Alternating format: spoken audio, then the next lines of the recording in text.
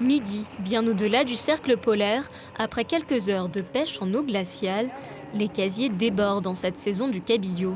Ce poisson, à peine accosté sur l'île, est vidé, nettoyé et plongé à moins 2 degrés, température idéale pour l'envoi en frais vers l'Union européenne. Une union dont la Norvège n'est pas membre, mais qui est son premier client. 95% de la marchandise de ce producteur est à destination de l'Europe de l'Ouest. C'est le marché haut de gamme du poisson et pourtant, il passe les frontières sans aucune taxe. Pour le poisson blanc, il y a quelques espèces. Il y a un tarif assez bas, 3-4%.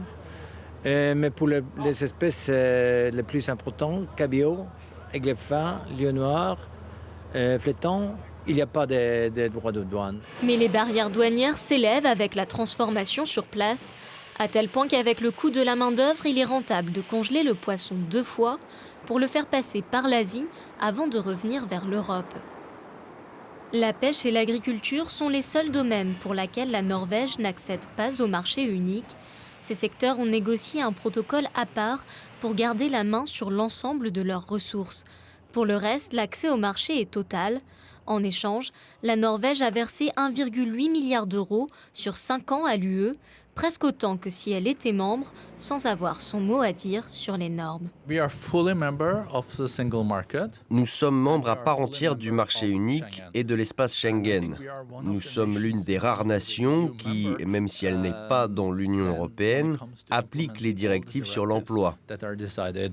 Nous aimerions rester proches dans l'Union européenne, mais sans bien sûr en devenir membre.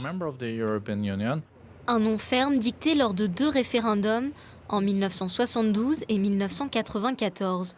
Depuis, le pays n'a cessé de se rapprocher. La Norvège a adopté plus de 6000 règles votées par l'UE et se comporte à 75% comme un pays membre. Exemple dans ce centre de recherche à Tromsø qui bénéficie d'aide à la recherche de Bruxelles. 9,5 millions ont été débloqués pour un programme sur les modes de consommation alimentaire. Quand vous avez un contrat de travail, tout devient très facile. Ça devient très facile d'arranger le reste. Ce chercheur grec est installé ici depuis 30 ans. Comme les Norvégiens dans l'UE, les travailleurs européens bénéficient de la libre circulation. Nous avons vu une augmentation de personnes venant d'Europe ces dernières années à cause de la crise économique de l'Europe du Sud. Avoir un travail, être étudiant Erasmus comme ce chercheur italien spécialiste du crabe, la Norvège est ouverte à tous, mais de préférence aux meilleurs. Nous voulons attirer les meilleurs candidats pour le poste, indépendamment de leurs origines ou leur nationalité.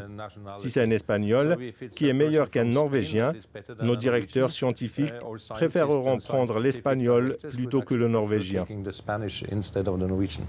Nofima est l'un des plus grands centres de recherche européens. Alors que l'UE se réjouirait d'intégrer ce bon élève, la Norvège préfère, elle, rester un pied dedans, un pied dehors.